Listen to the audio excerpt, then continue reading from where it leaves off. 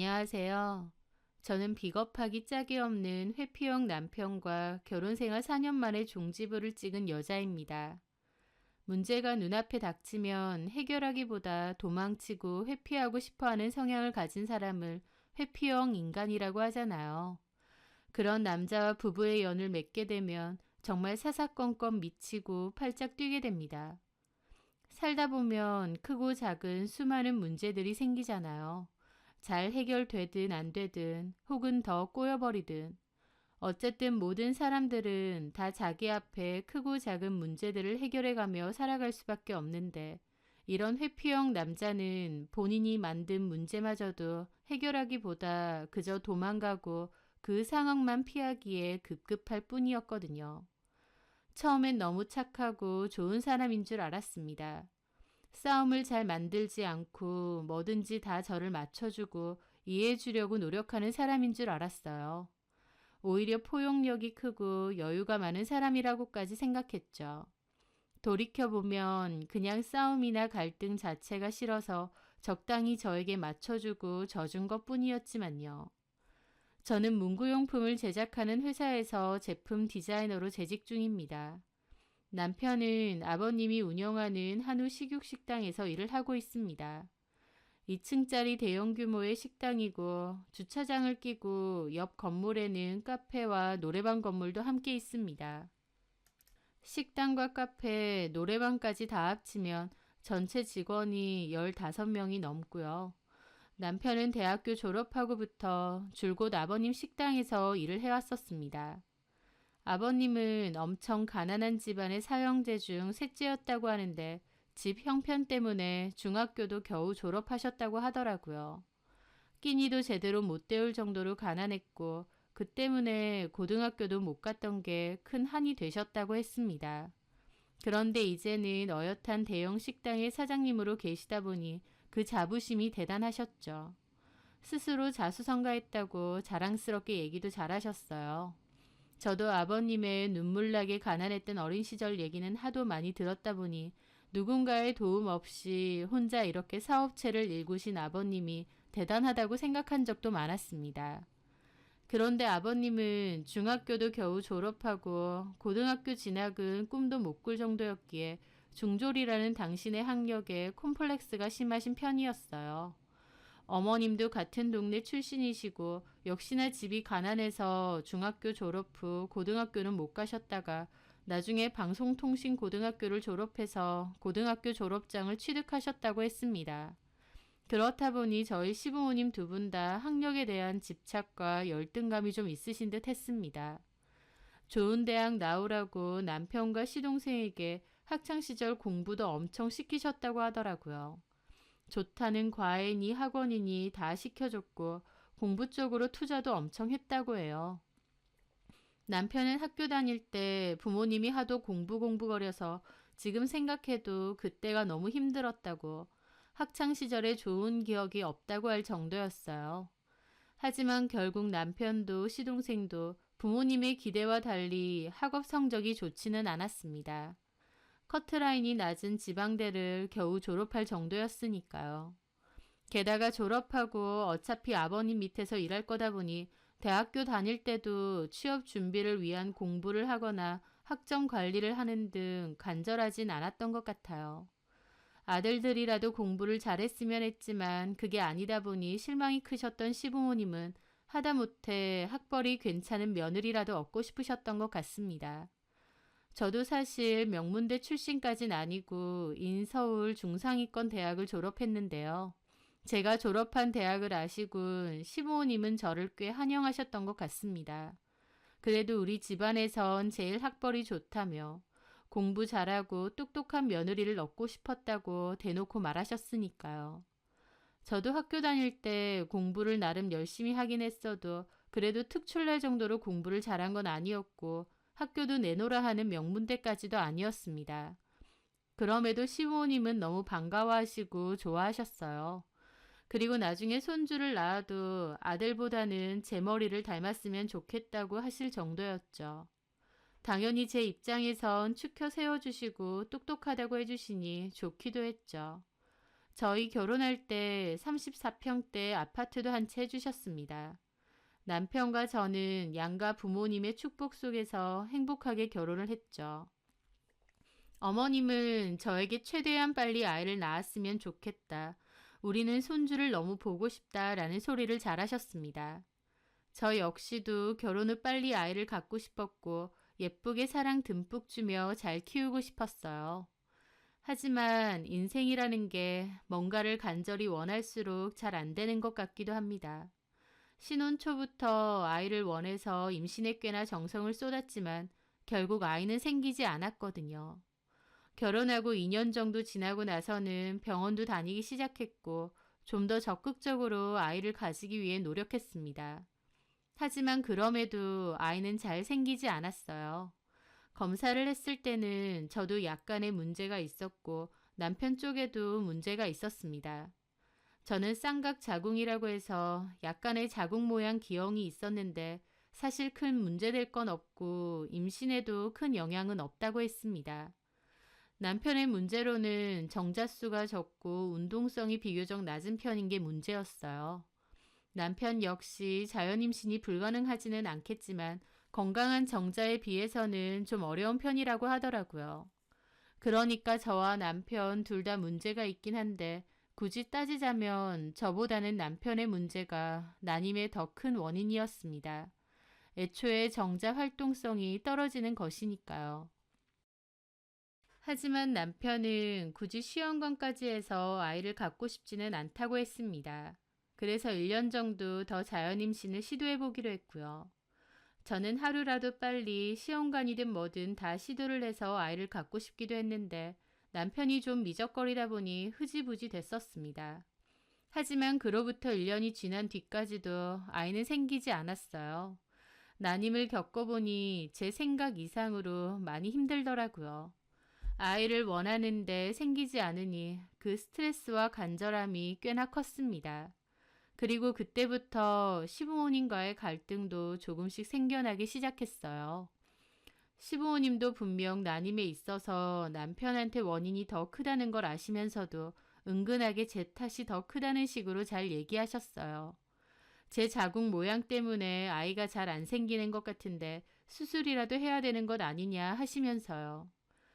쌍각 자궁이라고 해도 임신에 큰 영향은 없다고 분명 병원에서도 말했는데 곧 죽어도 아들 탓은 하기 싫으시니 저한테 더욱 화살을 돌리시는 거였습니다.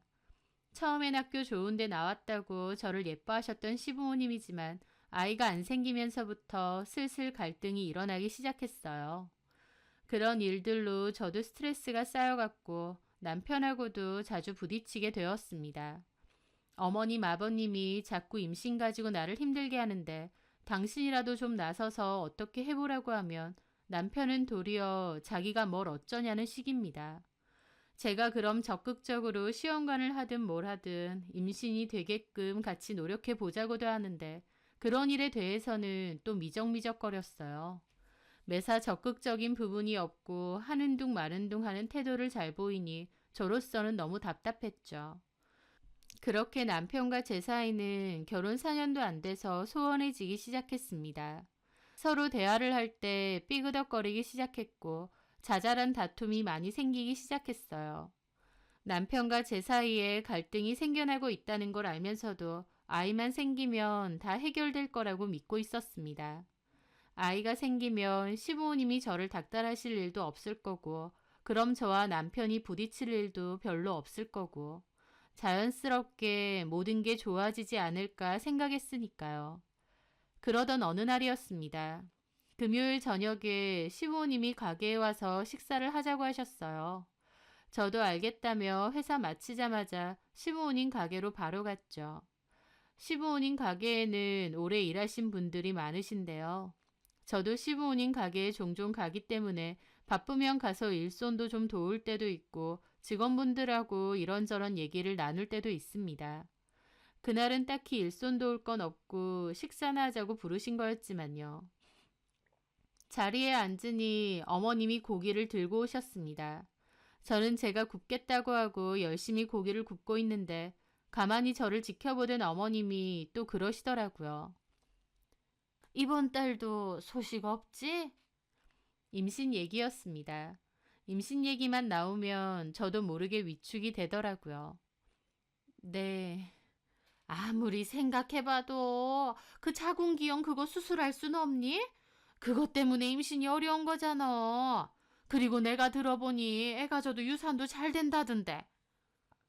하면서 또 그 얘기를 하시는 겁니다. 저 같은 여자들 많고 임신하는데 크게 문제 없다고 했어요. 근데 왜 안 생기냐고. 정호 씨 정자 활동성이 좀 낮기도 하고. 너 왜 자꾸 정호 얘기를 해? 그때 병원에서 하는 말로 요즘 남자들 되게 그렇다던데. 정호만 유별나게 문제 있는 것도 아니라더만. 병원에서는 약간의 위로처럼 환경도 그렇고 여러 가지 요인으로 인해 정상 정자가 많지는 않다고. 그래도 임신하는 사람들은 다 임신한다고 그런 얘기를 했었거든요. 어머님은 곧 죽어도 자기 아들한테 문제 있는 건 아니라면서 저만 걸고 넘어지는 겁니다.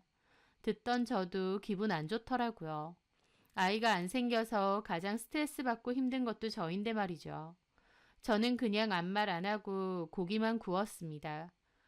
아휴, 내가 뭘 큰 걸 바라는 것도 아니고 남들 다 생기는 애가 왜 안 생기는 거야. 이럴 줄 알았으면 하면서 저를 힐끗 보시던데 너무 기분이 상했습니다. 어머님은 이럴 줄 알았으면 하고 말끝을 흐리셨지만 이럴 줄 알았으면 너랑 결혼 안 시키는 건데 그 말을 하고 싶은 거잖아요. 저야말로 이렇게 임신 문제로 사람 피말리고 닥달할 줄 알았으면 결혼에 대해선 다시 생각해 봤을 텐데요. 제 주변에선 저보고 돈 많은 시댁으로 시집간다고 부럽다는 소리도 많았고 처음엔 저도 그런 게 좋았습니다. 저희한테 바로 번듯한 신혼집을 사주시기도 했고요. 그런 건 다 감사하지만 임신이라는 게 제 뜻대로 되는 것도 아닌데 너무 압박을 주시더라고요. 저는 착잡한 기분으로 고기만 열심히 굽고 있는데 그 순간 누군가 아는 척을 하는 겁니다. 혜림아, 혜림이 맞지? 저는 고개를 돌려보니 어떤 여자가 저한테 아는 체를 하더라고요. 처음에는 한 번에 못 알아봤습니다. 뭔가 낯은 익은데 누구지? 라는 생각이 먼저 떠올랐죠. 나 기억 안 나? 현주야, 하현주. 이름을 듣는 순간 기억이 나더라고요. 고등학교 때 같은 반 친구였거든요. 엄청 친한 편은 아니었지만 그래도 인사도 하고 대화도 한 번씩 했던 사이긴 했습니다. 아, 반가워. 오랜만이다. 순간 못 알아봤어. 나는 너 한 번에 알아봤는데 너는 고등학교 때랑 그대로다. 그래, 너는 너무 예뻐졌다. 고마워. 고등학교 졸업하고 보는 거니까 진짜 오랜만이다. 한 10년 됐다. 그치? 그렇지. 너 그때 전화까지 안 왔니? 맞아. 그건 기억하니? 그럼 기억하지. 저는 현주 얼굴이 기억나자마자 학기 도중에 전학을 갔던 것도 기억이 났습니다. 어쨌든 우연히 만난 현주는 저를 몹시 반가워하더라고요. 식사하고 가는 거야? 너는 식사하러 온 거? 가족분들이셔? 아, 우리 시부모님이시고 여기는 우리 남편. 제 소개의 현주는 웃으며 인사를 했습니다. 안녕하세요. 저 혜림이 고등학교 친구예요. 안녕하세요. 어? 근데 이분은 이 가게 사장님 아니신가? 현주는 저희 가게에 몇 번 왔던지 남편을 대강 알아보는 것 같더라고요. 맞아. 여기 우리 시부모님이랑 남편이 운영하는 가게야. 어머, 이 가게가? 그렇구나. 여기 되게 맛집이잖아. 크고 손님도 많고. 혜림이 너 시집 잘 갔구나? 그 말에 저는 그냥 멋쩍게 웃었죠. 가게 밖에서는 현주의 일행들인 여자 4명이 현주를 기다리고 있었습니다. 밖에서 기다리는 것 같은데 회사 동료들인가 봐. 그 말에 현주가 갑자기 웃으면서 그러더라고요. 아, 회사 동료들이 아니고 대학원 동기들. 대학원? 나 박사학위 준비하고 있거든. 내 대학원 동기들이야. 같이 밥 먹으러 왔어. 어머, 그래. 현주의 말에 저희 시부모님도 놀라시더라고요. 어머, 그렇구나. 어느 학교예요? 현주가 학교 이름을 말하자 어머님, 아버님도 놀라시더라고요. 세상에, 공부 진짜 잘했나 보다. 그 좋은 학교에서 박사학위 준비? 석사 끝내고 이제 막 시작이에요. 교수 목표로 하고 있거든요. 어머, 그렇구나. 세상에, 우리 며느리 친구가 엄청 수재였네. 아, 아닙니다. 현주는 쑥스럽다는 듯 손사래를 치더라고요. 저는 현주의 말이 좀 의아하게 들리기도 했습니다. 제가 현주랑 엄청 친한 건 아니었지만 제가 아는 현주는 고등학교 때 그렇게 공부를 잘하지 않았다고 기억하거든요. 아니, 오히려 못하는 축에 속했었습니다. 그런데 전학 가고 나서 마음 잡고 공부를 했던 건지 그 좋은 명문대에서 대학원 박사과정을 밟고 있다고 하더라고요. 저도 꽤나 놀랐죠. 나는 동기들이 기다리고 있어서 가봐야겠다. 그럼 얼른 가봐. 우리 다음에 또 보자. 연락처 줄 수 있지? 저는 현주에게 연락처를 찍어주었습니다. 현주는 저희 시부모님과 남편에게도 인사를 하고는 서둘러 밖으로 나가더라고요. 고등학교 때 이후로 우연히 만난 것도 신기한데 뜻밖의 현주 근황을 들으니 더 놀랍기도 했죠. 현주가 가고 나서 어머님은 아버님에게 현주 얘기를 막 하시더라고요. 세상에, 박사학위를 준비한대요. 사람이 딱 봐도 똘똘하고 야무져 보이는 게 눈에 총기가 다르더라고. 그러게, 혜림이 너는 저 친구랑 친했냐? 엄청 친했던 건 아니고 그냥 같은 반 친구였어요. 그때도 공부 잘했어? 제 기억에 공부는 그닥. 얘는 공부 그닥인 애가 그 좋은 대학을 어떻게 들어가니? 네 기억이 잘못된 거겠지. 아휴, 하여튼 멋있다. 세련돼 보이고. 그러게. 어머님, 아버님은 현주가 몹시 마음에 드신 듯 했습니다. 가뜩이나 학벌에 대한 콤플렉스가 심하신 분들이기에 명문대 대학원을 다니고 있다는 현주가 너무 좋아 보이셨겠죠. 물론 고등학교 때의 현주를 알던 저는 좀 의아하긴 했지만요. 어쨌든 그날의 만남은 그냥 그렇게 잊혀졌습니다. 예의상 서로 연락처를 주고받긴 했지만 구태여 연락을 따로 한 적은 없었고요. 그런데 그로부터 몇 달이 지났을 때였습니다. 저는 퇴근 후에 감기 몸살 기운 때문에 병원에 들렀을 때였습니다. 처방전을 받아서 약국에 갔을 때인데 마침 약국에 아는 얼굴이 있더라고요. 저희 시부모님 가게에서 일하시는 이모님이셨죠. 어머, 안녕하세요. 어머나, 이게 누구야? 작은 사모님이네. 그 이모님은 저에게 작은 사모님이라고 잘 부르시거든요. 여기서 다 뵙네요. 어쩐 일이세요? 나 허리하고 손목이 안 좋아서 여기 3층에 정형외과 왔거든요. 아, 그러셨구나. 많이 안 좋으세요? 일하다 보면 그렇죠 뭐. 작은 사모님은? 저는 감기 몸살 때문에 내과 왔다가 그래요? 근데 여기 환자 많아가지고 꽤 오래 기다려야 될 것 같아. 그렇네요. 그렇게 저는 이모님 옆에 잠시 앉아 있었습니다. 그런데 이모님이 계속 저를 힐끗힐끗 하시더라고요. 무슨 할 말이라도 있으신 것처럼요. 왜 그러세요? 무슨 하실 말씀 있으세요? 아니요, 아무것도. 오늘은 휴무신 거예요? 그렇죠. 작은 사모님은 퇴근? 네.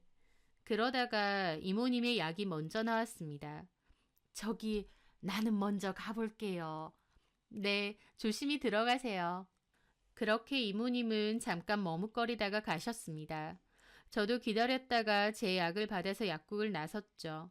그런데, 저기, 작은 사모님, 약국 앞에서 고개를 돌렸는데 이모님이 가지도 않으시고 그 앞에 서 계셨던 거예요. 어머, 안 가셨어요? 저기 내가 가는 길에 아무리 생각해도 이건 모른 척 하는 건 좀 아닌 것 같아서 다시 돌아왔어요.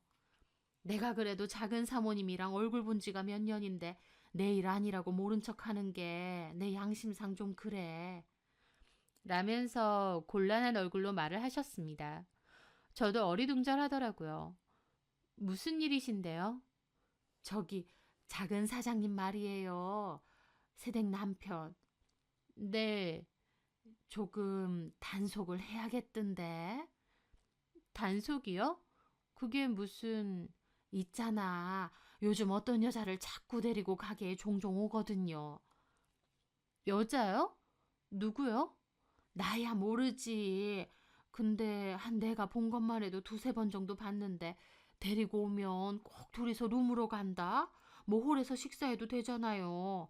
근데 꼭 둘이서 룸으로 가서 식사를 해.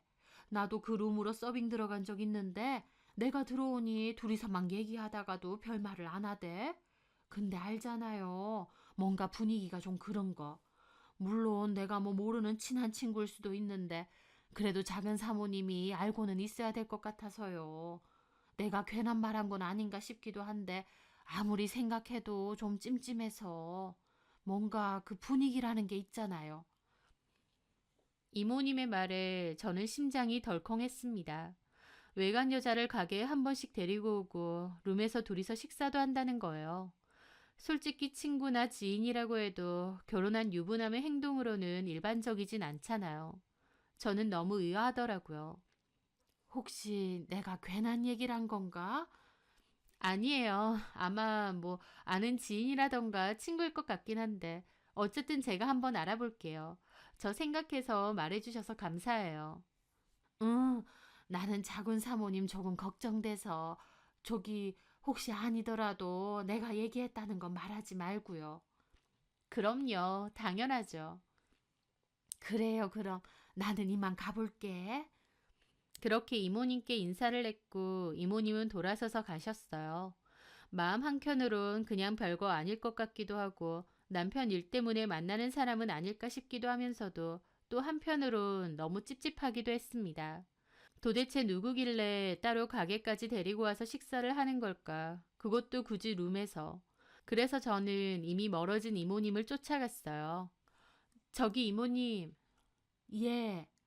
죄송한데 혹시 그 여자가 한 번만 더 가게에 오면 저한테 문자 한 통만 남겨주실 수 있으세요? 이모님한테는 절대 피해가는 일 없게 할게요. 문자 한 통만 주면 된다는 거죠? 네, 알았어요. 그 정도는 내가 얼마든지 하지. 네, 부탁드릴게요. 그렇게 저는 그 여자가 또 오면 문자를 달라고 말씀드렸습니다. 그날부로 남편이 나 몰래 여자가 있을까라는 생각이 자꾸만 들었어요. 하지만 계속 마음 한켠에선 내 오해일 것 같다는 생각도 강하게 들었죠. 남편이 그럴 리가 없을 거라는, 내가 뭔가 단단히 오해하고 있을 거라는 근거 없는 믿음이 가득했거든요. 그래서 굳이 남편에게도 따져 묻지 않았고 별다른 내색도 하지 않았습니다. 그리고 그로부터 한 달 넘게까지 이모님에게 별다른 문자도 없었습니다. 저도 서서히 잊게 되었고 별 생각이 없어질 때였어요. 그런데 한 달하고도 보름 정도 됐을 무렵 저는 외근을 갔다가 회사로 돌아오고 있는데 갑자기 문자가 왔습니다. 그 여자 왔어요. 그 순간 갑자기 심장이 막 뛰는 겁니다. 가게에 또다시 남편이 그 여자를 데리고 왔다는 것이었죠. 저는 회사로 들어가다 말고 차를 돌려 시부모님 가게로 달려갔습니다. 그리고 가게 안으로 들어갔더니 시부모님도 놀라서 보시더라고요. 네가 여기 웬일이니 이 시간에? 외근 갔다가 오는 길에 잠깐 들렀어요. 갑자기? 네, 이 사람 어딨어요? 어? 아, 저기 나갔어. 볼 일 있어서. 나갔다고요? 어딜요? 모르지. 볼 일 있어서 나갔나 본데. 그러게 연락을 미리 하고 오든지. 왠지 어머님이 거짓말하는 것처럼 보이기도 했습니다. 뭐지 싶은 기분으로 저는 그럼 남편한테 전화해 보겠다고 했습니다. 그리고 돌아서려는데 그 순간 룸에서 남편이 나오는 거예요. 황당해서 어머님을 슬쩍 보니까 어머님은 다급하게 남편더러 다시 들어가려고 눈짓하는 게 보이더라고요. 하지만 눈치 없는 남편은 어머님을 보지도 못하고 그 여자랑 하하호호 떠들며 그냥 나왔죠. 남편의 뒤에는 그 여자가 있었습니다. 이모님이 알려줬던 그 여자였죠. 저는 도대체 어떤 여자랑 있었던 건가 싶어서 쳐다봤어요. 그런데 저는 그 여자를 보고 너무 놀라 기함했습니다. 제가 아는 사람이었으니까요. 바로 몇 달 전에 우연히 만났던 고등학교 동창인 현주였습니다. 남편과 얘기하며 나오던 현주는 입구에서 서 있는 저를 보고 움찔 놀라더라고요. 저는 그 상황이 이해가 잘 안 되는 겁니다. 제 고등학교 동창하고 남편이 언제 둘이서 밥을 먹는 사이가 되었단 말인지, 둘이 왜 저렇게 다정하고 가까워 보이는지 어안이 벙벙하더라고요. 제가 벙쪄서 그걸 보고 있다가 그 두 사람에게 다가갔습니다. 야, 하현주. 혜림아. 둘이 뭐야? 왜 여기서 같이 나와? 둘이 아는 사이야? 언제부터? 아, 내가 여기 단골이라서 와서 종종 식사하거든. 그러면서 사장님하고 좀 친해졌어.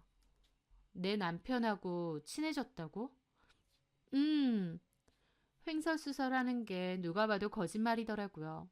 그래서 지금 룸에서 둘이서 식사를 한 거야? 왜? 어? 아, 그게 지금 뭐 하자는 거야? 둘이 뭐냐고. 저는 꿀먹은 벙어리 마냥 입 다물고 있는 남편에게도 물었습니다. 야, 김정호, 네가 얘기해봐. 이게 어떻게 된 거야? 네가 언제부터 얘랑 이렇게 된 거야? 제가 따지는데도 남편은 입 꾹 닫고 한마디도 안 하더라고요. 저는 너무 어처구니가 없는데 그 와중에 어머님이 오시는 겁니다. 가게 안에서 뭐 하는 거야? 다른 손님들도 있는데. 어머님, 어머님은 뭐예요? 내가 뭐? 지금 어머님 아들이 외간 여자랑 여기서 식사하고 있잖아요. 근데 이걸 그냥 지켜보고만 계세요? 아니, 오히려 방금 숨겨주신 거죠? 아니, 식당에서 밥 먹는 거 가지고 왜 이렇게 난리야? 여기가 무슨 모텔도 아니고. 남편이 얘랑 둘이서 저 방에서 식사하고 나왔다는데 그게 안 이상해요? 입장 바꿔서 아버님이 모르는 여자랑 둘이서 식사하고 나왔다고 하면 어머님은 아, 그렇구나. 모텔도 아니고 식당인데 뭐 그렇게 하실 수 있으세요? 얘 왜 이렇게 난리야? 다른 손님들도 있는데. 그래요? 그럼 따로 얘기할게요. 저는 남편을 강제로 잡아 끌고 나왔던 룸으로 다시 들어갔습니다. 하연주도 같이요. 그리고 문 닫았습니다. 그랬더니 어머님도 따라 들어오시더라고요. 너 지금 뭐 하는 짓이야? 그건 저한테 물으실 게 아니고 어머님 아들한테 물으셔야죠. 야, 김정호, 너 입 없어? 얘기 좀 해봐. 네가 얘랑 어떻게 하는 사이고 왜 둘이서 이러고 있느냐고. 뭐라도 말을 해야 될 거 아니야. 얘 좀 봐라. 어머님은 제발 좀 빠지세요. 뭐? 누구더러 빠지라 말아야? 저는 난리치는 어머님 무시하고 두 사람에게 따져 물었습니다. 누가 얘기할래? 남편은 여전히 입 꾹 닫고 있길래 하연주에게 물었습니다. 야, 네가 얘기해봐. 네가 왜 내 남편이랑 이러고 있어? 둘이 무슨 사이야? 그런데 하연주까지도 남편 하듯이 아무 말 안 하더라고요. 저는 진짜 미치고 팔짝 뛰겠는 거예요. 말하라고 하는데 끝까지 입만 꾹 다물고 있으니 환장하겠는 거죠. 그래서 저는 눈앞에 보이는 남편 폰을 뺏으려고 했습니다. 둘이서 이렇게 만났으니 연락한 흔적이라도 있겠지 싶어서요. 그런데 남편은 제가 갑자기 폰을 뺏으려고 하니 폰 안 뺏기려고 버티는 거예요. 그러면서 저랑 실랑이가 일어났어요. 어머님도 일방적으로 저한테 그만하라고 말리시고요. 저는 악착같이 남편 폰을 뺏으려고 했죠. 어디 봐. 말을 안 하니 내가 눈으로 직접 확인해 봐야겠어. 아, 그만 좀 하라니까. 왜 이래? 하면서 남편이 저를 확 떠밀었고 저는 그 바람에 넘어지면서 테이블에 머리를 찧었습니다. 순간 눈앞에서 별이 번쩍 하더라고요. 머리가 아픈 것도 아픈 건데 남편이 나를 떠밀었다는 생각에 기가 막혔습니다. 지금 나 밀었어? 아, 그러게 남의 폰을 왜 뺐는데? 이게 어떻게 된 건지 변명이라도 해야 될 거 아니야. 입 꾹 다물고 있으면 그만이야? 저는 다시 남편에게 달려들었고 이번엔 어머님이 저를 확 떼어놓으시더라고요. 아우, 그만 좀 해라. 얘가 왜 이렇게 무식하게. 어머니. 야, 됐다. 그냥 이렇게 된 김에 다 말해버려. 무슨 말요? 얘 정호야. 그냥 얘기해. 어차피 언젠가 얘기하려고 했잖아. 그 말에 남편은 여전히 말을 안 했고 결국 어머님이 말하셨습니다. 너 정호랑 그만 살아라. 갈라서. 네? 다짜고짜 저한테 그만 살라고 하시는 겁니다. 저한테 그만 살라고요? 그래, 그만 살라고. 왜요? 이 사람이랑 쟤랑 바람이라도 났어요? 그래서 저한테 이혼해달라고 하시는 거예요? 어머님은 그 말에 헛기침만 하고 대답을 못 하시더라고요. 설마 설마 했는데 정말 남편은 제 동창하고 바람이 난 겁니다. 니들 미쳤어? 야, 김정호, 바람? 너 제정신이야? 미안하게 됐다. 근데 솔직히 우리 사이 안 좋아진 지 꽤 됐잖아. 그건 너네 엄마 아빠가 허구한 날 임신 타령하니까 그런 거잖아. 그리고 사이 안 좋아졌다고 바로 바람 피니? 그것도 마누라 동창이네랑? 너네 엄마 아빠? 얘 말하는 뻔세 봐라.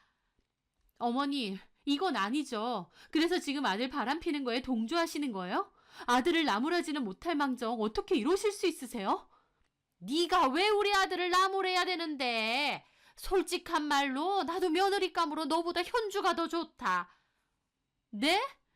학벌 좋아. 좀 있으면 교수 될 거야. 성격 사근사근 착해. 게다가 제일 중요한 건 우리 종호 아이도 임신했다. 임신요? 어머님 말을 듣는데 저는 기절할 것 같더라고요. 바람핀 것도 모자라 임신까지 했다는 겁니다. 하연주를 다시 만난 게 불과 몇 달 전인데 그 사이에 이런 일들이 다 일어났다는 게 꿈만 같더라고요. 야, 너 임신했어?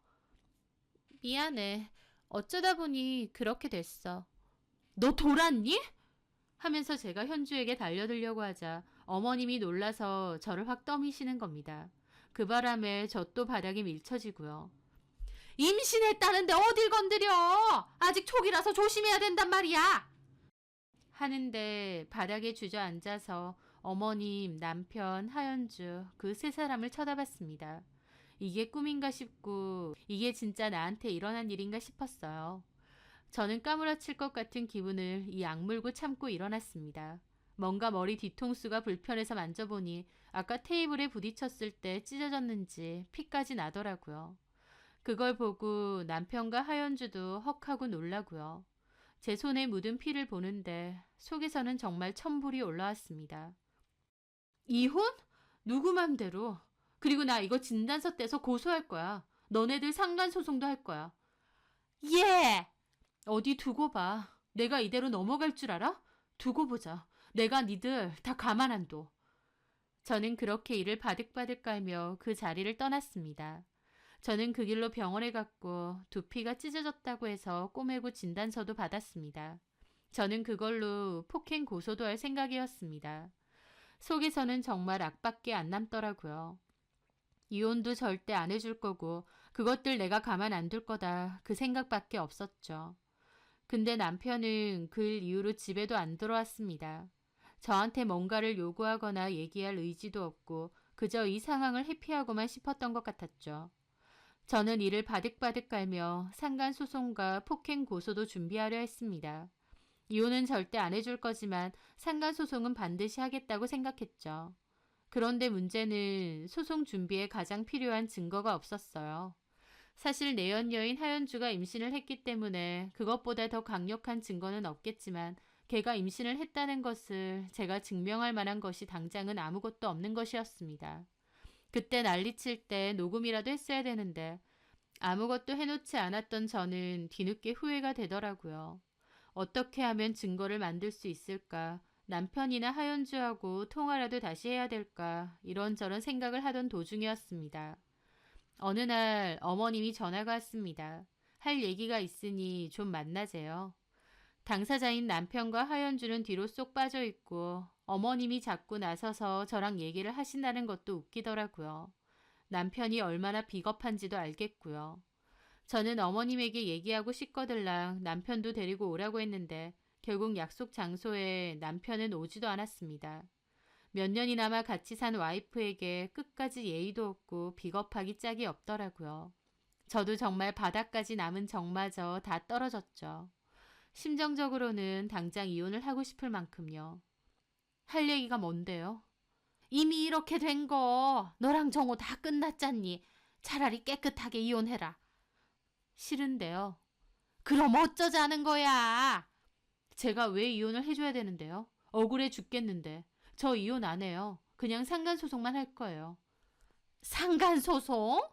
네, 저 증거 다 있고요. 그날 가게에서 했던 얘기들 저 밀친 거 다 녹음했거든요. 변호사한테 물어보니 증거로 충분하다네요. 어머님 아들 하연주 상대로 상간소송 진행할 거고요. 어머님 아들은 폭행 고소도 진행할 겁니다. 아들의 불륜 사실을 묵인한 어머님한테도 위자료 소송 걸 거고요. 라고 거짓말을 했습니다. 사실 미리 준비한 건 아닌데 어머님 얘기 듣자마자 열받아서 저도 모르게 다다다 얘기가 쏟아져 나오더라고요.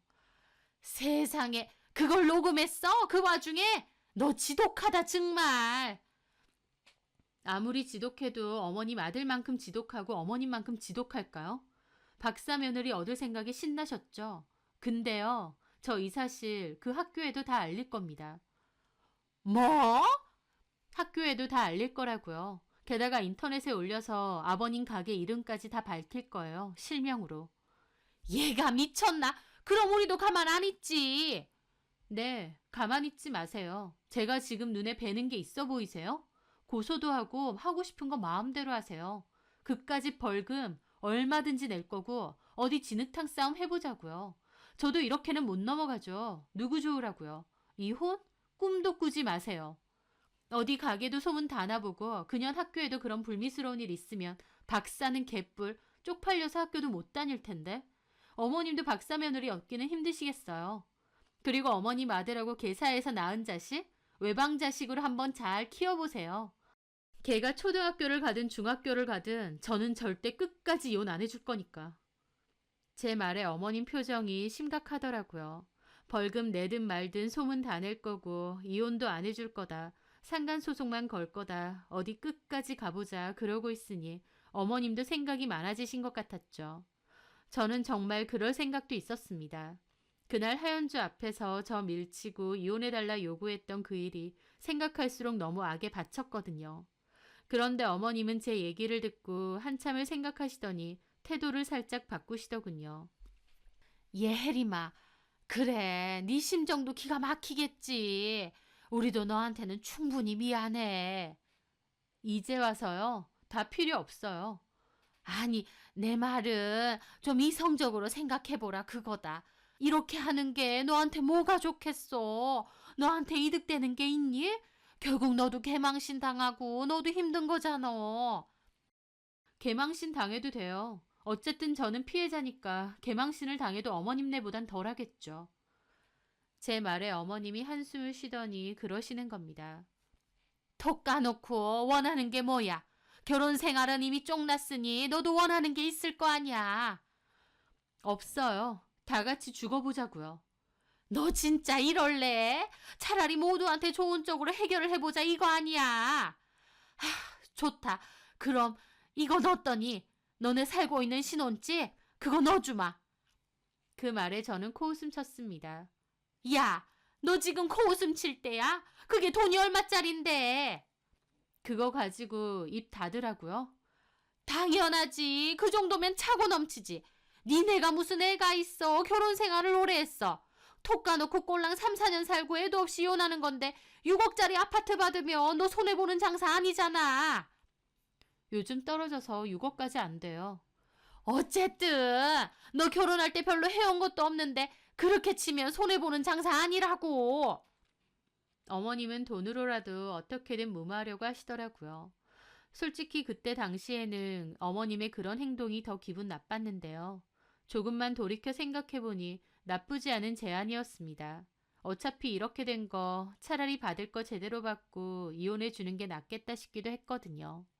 이미 정 다 떨어졌고 절대 예전으로 돌아갈 수 없는데 그렇게 치면 차라리 계산 똑바로 해서 받을 거 받고 쪽내는 게 저한테 더 나은 선택이니까요. 제가 아무 말도 안 하고 있자 어머님은 잘 생각하라고 하시더군요. 조용히 협의 이혼해주고 상간 소송이니 폭행 고소니 아무것도 걸지 않겠다는 조건으로요. 게다가 더불어 나중에라도 학교든 가게든 소문내지 않겠다. 조용히 갈라서 주겠다 약속하면 그 아파트 바로 넘겨주신답니다. 만약 저도 그렇게 안 하면 결국 자기들도 변호사 빵빵하게 사서 대응할 거라고요. 저는 일단 생각해 보겠다고 하고 그 자리는 떠났어요. 하지만 조금만 생각해봐도 사실 그 편이 저에게도 나쁘지 않은 딜이었습니다. 남편 놈이 감정적으로 괘씸하고 어쩌고를 다 떠나서 일단 저는 상간소송을 진행할 만한 확실한 증거조차도 없었으니까요. 어머님 앞에서 큰 소리 쳤지만 증거가 미약하기 때문에 제가 승소할 거란 보장도 없고 또 승소한다고 해도 위자료 몇 천만 원 받는 게 다일 텐데 그럴 바에야 차라리 아파트 받고 쪽내는 게 더 낫지 않나 싶기도 했습니다. 그렇게 짧은 고민 끝에 저는 어머님에게 그렇게 하겠다고 했습니다. 그리고 남편과 저는 협의 이혼을 하기로 했어요. 제가 다른 소송이나 문제를 제기하지 않고 조용히 이혼해 주기로 각서 쓰고 공증까지 받았죠. 저도 아파트 받고 나면 그냥 저 쓰레기 인간하고 이혼하고 다 지워버리고 싶었기 때문에 구태여 제 에너지와 시간 들여서 소문내고 그런 짓 할 생각도 없어졌고요. 남편은 뒤에 꽁꽁 숨어 있었기에 어머님하고 주로 얘기를 해서 진행을 하게 되었습니다. 그것마저도 참 기분 더럽더라고요. 적은 나이도 아니구만 자기 엄마 뒤에 숨어있는 꼴 좀 봐라 싶고요. 그래서 한편으론 저런 인간은 내가 사양이다 생각하며 차라리 이혼하는 게 잘된 거다 생각하기도 했습니다. 하지만 또 한편으론 몇 억짜리 아파트까지 줘가면서까지 새며느리를 그렇게 얻고 싶은 건가 싶기도 해서 엄청 서운한 마음도 들더라고요. 물론 새며느리 자체보다도 손주를 임신했다는 게 더 크긴 했겠지만 명문대 박사 출신 며느리라는 것도 시부모님 입장에선 놓치기 싫었던 간판이었을 겁니다. 그걸 아니까 더 더럽고 치사하다 싶더라고요. 어쨌든 저는 그렇게 이혼을 하기로 했습니다. 협의를 하긴 했지만 좋은 이혼이 어디 있겠나요. 끝까지 스트레스 받고 마음도 많이 힘들었죠. 그러던 와중 저는 그맘때 고등학교 친구를 만나게 되었습니다. 제가 이혼한다고 제 소식을 전했더니 친구도 너무 놀라더라고요. 뭐 때문에 이혼하느냐고 해서 이혼 사유가 고등학교 동창이었던 하연주 때문이라고 했습니다. 그랬더니 그 친구는 더더욱 놀랐어요. 왜냐면 그 친구는 고등학교 때 하연주랑 짝꿍도 하고 저보다는 훨씬 친했던 친구였거든요. 지금은 연락 안 한다고 해도 한때는 꽤나 친했던 친구였기에 더 놀랐겠죠. 뭐? 하연주랑 니네 남편이? 진짜 어이없지 않니? 세상에 무슨 이런 일이 다 있니? 그리고 하연주 미친 거 아니야? 하연주가 니네 남편이랑 원래 아는 사이였어?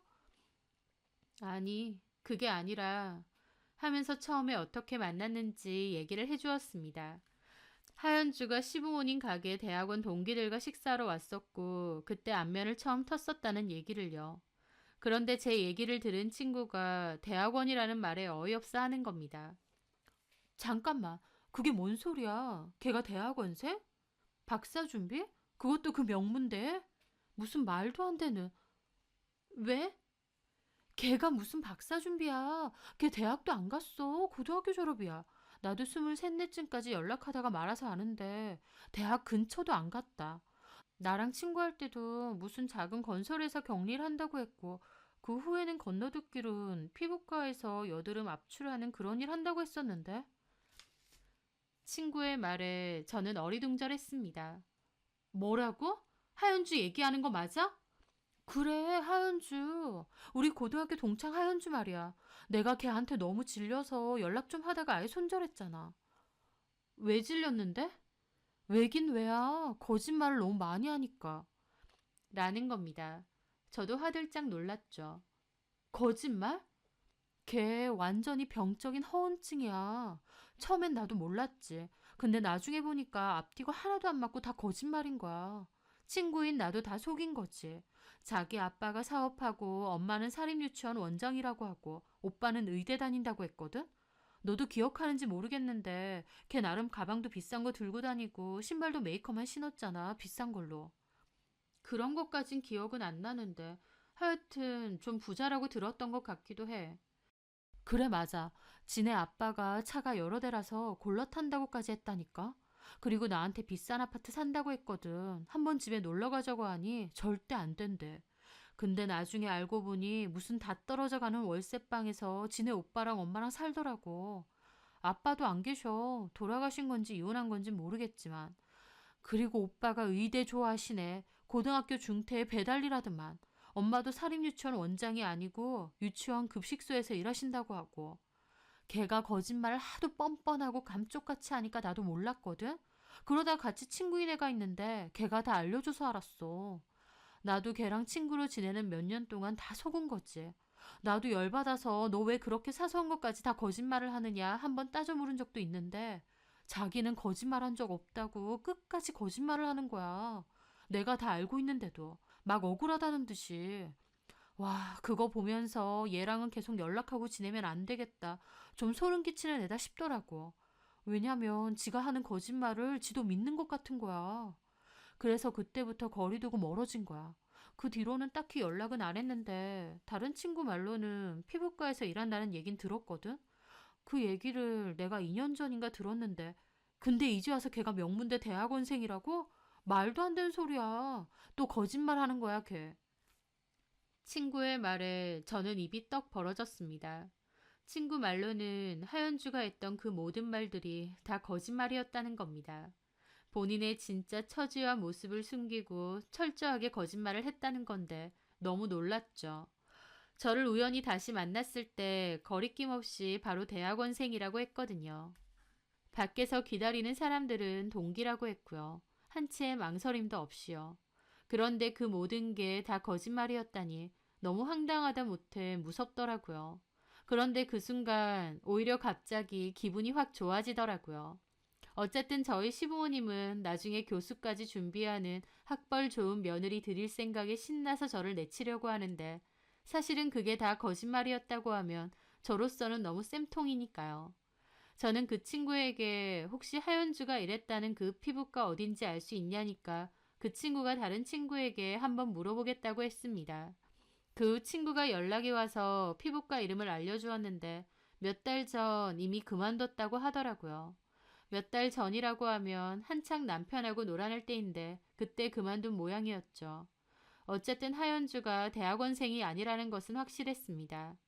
저는 한결 가뿐한 마음으로 아무런 티내지 않고 이혼 준비를 신속하게 이어나갔습니다. 협의한 대로 아파트는 제 소유로 이전했고 그에 맞춰 이혼도 마무리를 지었죠. 상황 자체는 똑같은 상황이지만 친구에게 하연주의 실체를 듣고 나니 오히려 신바람이 나더라고요. 갈아타려고 한 며느리가 사실은 이름하고 나이 빼고는 진짜가 없을 정도로 지독한 거짓말쟁이라는 것을 안 시부모님과 남편의 표정은 어떨까 궁금하기도 했습니다. 그 와중에 하연주의 임신은 진실이었는지 카톡 프로필 사진을 보니 하연주의 배도 많이 불렀더라고요. 이혼 조정 기간까지 끝이 나고 모든 이혼 형식이 끝났을 때였습니다. 남편과 저는 이혼을 마무리하고 법원을 나왔더니 어머님이 주차장에서 기다리고 있으시더라고요. 다 끝났지? 예. 그래, 그만 가자. 그리고는 저를 보시더라고요. 어쨌든 너도 잘 지내라. 다시 볼 일이 있을지 모르겠다만. 그럼 우린 먼저 가마. 라고 마지막 인사를 하시길래 저도 마지막 인사를 했습니다. 네, 어머님도 예쁜 손주랑 새며느리랑 행복하게 잘 지내세요. 저는 좋게 얘기했는데도 어머님 표정은 영 떨떠름 하더라고요. 참, 혹시나 싶어서 말하는데 약속 안 지켰다가 우리도 가만 안 있는다. 뒤에서 딴 말하지 마라. 우린 너한테 줄 거 다 준 거니까. 그럼요. 저는 했던 말은 지켜요. 그렇게 어머님과 남편이 가려고 하길래 제가 그랬습니다. 참, 어머님. 그 말에 어머님이 저를 쳐다보셨습니다. 어머님이라고 부르는 것도 이게 마지막이겠네요. 끝난 마당에 제가 드릴 말씀이 있는데요. 이 와중에 무슨 말? 별거 아니니까 긴장하지 마시고요. 저 홀가분하게 잘 끝냈고 아무 감정 없어요, 이제. 그러니까 무슨 말? 현주 있죠, 하현주. 어머님 새 며느리 될 사람이요. 제가 최근에 같은 동창한테 들은 얘기가 있는데. 무슨 얘기? 김정호, 너는 아나 모르겠네. 동창이 하연주 별명을 하나 말해주더라. 어머님은 모르셨죠? 당신도 모르고. 지금 뭔 소리해? 갑자기 무슨 별명? 걔 이름이 하연주잖아요. 근데 별명이 허언주였대요. 허언증이 너무 심해서 허언주. 그 말에 어머니는 코웃음을 치더라고요. 너 뭐하니 지금? 이제 와서 현주 욕이라도 하려고? 아니요. 제가 뭐하러요. 그냥 그동안 살았던 정을 생각해서 마지막으로 말씀드리는 거예요. 제 친구 말로는 허은주, 아니 하연주가 이름하고 나이 빼고는 진짜가 없었대요. 당연히 박사 준비하는 대학원생도 아니라고 하고요. 제 말에 어머님 표정이 엄청 안 좋아지시더라고요. 너 지금 뭐라는 거야? 뭔 헛소리야? 저는 피부과 이름을 적은 종이 한 장을 건넸습니다. 헛소리는 내가 한 게 헛소리가 아니라 걔가 한 게 헛소리지. 하나부터 열까지 다 거짓말했다는데. 그 학교 대학원생도 아니라고. 그리고 당신하고 어머님한테 뭐라고 했는지 모르겠는데 아버지가 사업하신다 그러고 엄마가 사립유치원 원장이라고 거짓말했다는데 그것도 다 개뻥이래. 그리고 오빠가 의사니 뭐니 그런 소리도 했어? 전혀 아니고 걔네 오빠 배달 대행한대. 무엇보다 하연주도 대학원생이 아니라 여기서 근무했대. 이 피부과. 대학원은커녕 대학도 못 나왔다고 그러네. 어디 직접 확인해봐. 제 말에 남편이 당황한 얼굴로 종이를 뺐더라고요. 표정 보니까 너도 몰랐나 보네. 좀 잘 알아보지 그랬어. 어머님 어떡해요? 아파트까지 줘가면서 며느리 새로 얻었는데 그 며느리가 새빨간 거짓말쟁이네요. 이게 다 무슨 소리야? 잠깐만, 현주가 대학원생이 아니라고? 그리고 현주 아버지가 사업하시는 거 아니야? 어머니가 유치원 원장님이라고 했는데. 와, 걔도 참 레퍼토리 안 바뀌네요. 10년 전에 한 거짓말을 아직까지 하고 있네. 한번 직접 확인해 보세요. 확인해 보는 거 어려운 것도 아니잖아요. 제가 그나마 남은 정이 있어서 모른 척 할까 하다가 알려드리는 거니까요. 너 지금 이간질 시키는 거지? 어디서 말도 안 되는 개소리야. 그러니까 확인해 보시라고요. 지금 이혼하고 저 이 사람하고 다 끝났어요. 제가 시간이 남아 돌아서 이간질 시키고 있겠어요? 그래야 될 이유가 없잖아요. 제 말에 어머님도 남편도 눈이 엄청 심각해지더라고요. 하연주의 거짓말에 완전히 속은 느낌이었죠. 저는 얘기해줬으니까 그 뒤론 알아서 하세요. 저는 그렇게 말하고 신나서 돌아 나왔습니다. 어머님하고 남편은 그 종이를 보며 이게 뭐냐고 서로 묻고 난리를 치고 있더라고요. 그 뒤로 남편으로부터 연락이 한번 왔었습니다. 왜 미리 말해주지 않았느냐며 끝까지 저를 원망하더라고요. 제정신이야? 내가 그런 얘기를 왜 해주는데? 네가 정신 팔려서 칠렐레 팔렐레 그년이랑 살려고 나한테 이혼해달라고 하는데 내가 그런 얘기를 다 해줘야 돼? 너는 끝까지 남 탓하니? 그런 애인 줄 알았으면 고등학교 때도 알았을 거 아니야. 그렇게 작정하고 속이는 앤데 내가 고등학교 때 걔가 어땠는지 어떻게 알아? 내 친구도 뒤늦게 알았다는데. 아이씨 정말. 그리고 나한테 연락하지 마. 뭔데 나한테 연락하냐고. 아 답답하니까 연락했지. 엄마 아빠도 완전 뒤집어지고. 하면서 약간 흐느끼는 소리까지 들리길래 제가 물었습니다. 다 확인해 봤어? 다 거짓말 맞지? 그래. 속 시원하냐? 와씨. 내가 학교도 여러 번 데려다 줬는데. 어쨌든 니애 임신한 건 맞잖아. 그걸 어떻게 알아? 입만 열면 다 거짓말이는데. 애 낳고 나면 친자검사 하기로 했어. 참나. 아주 시트콤이 따로 없네. 너는 무슨 그런 애랑 동창이야? 그 말에 저도 완전 꼭지 돌아서 따졌습니다. 야, 김정호. 너 내가 지금 욕하고 싶은 거 참는 줄이나 알아. 엄마 뒤에 숨어서 찌질하게 굴어서 내가 너한테 제대로 따지지도 못했는데 와이프 동창이랑 바람난 주제에 어디서 큰 소리야. 진짜 똥이 들어오니까 내가 피한 거지. 야, 너야말로 인생 그따위로 살지 마. 그리고 너한테는 하연주가 딱 어울려. 그 난리 부르스를 쳤으면 그냥 그 애 낳고 같이 살아. 둘이 완전 잘 어울리니까. 남편은 회피형 찌질이에 와이프는 병적인 거짓말쟁이에 아주 환상의 궁합이다. 뭐가 어째? 너 앞으로 나한테 한 번만 더 전화해. 그러면 그 각서고 뭐고 다 터트릴 줄 알아. 그리고 저는 전화 끊었습니다. 시댁으로부터 받은 아파트는 나중에 딴 말 나오는 일 없게끔 바로 급매물로 정리했습니다. 아파트 시세가 좀 떨어졌긴 했지만 그래도 나름 좋은 가격으로 팔았죠. 참 기가 막힌 일을 겪었지만 어쨌든 남편과 시부모가 겪은 일을 보니 쌤통이더라고요. 그 아이는 진짜 전 남편인지 모르겠지만 그 결과가 어떻게 나와도 또 개싸움이 예정되어 있더라고요.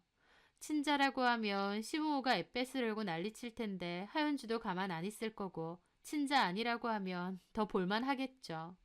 어찌됐든 저는 팝콘이나 튀기며 남일 보듯 관망하려고 합니다. 그 시끄러운 싸움에서 빠져나왔으니까요. 참 기막힌 일을 겪었지만 그래도 저한테는 그나마 남는 거라도 있으니 됐다 생각하고 넘어가려 합니다. 이참에 답도 안 나오는 비겁한 회피형 남편과 무식한 시부모도 잘 정리했다 싶고요. 제 사연 들어주셔서 감사합니다.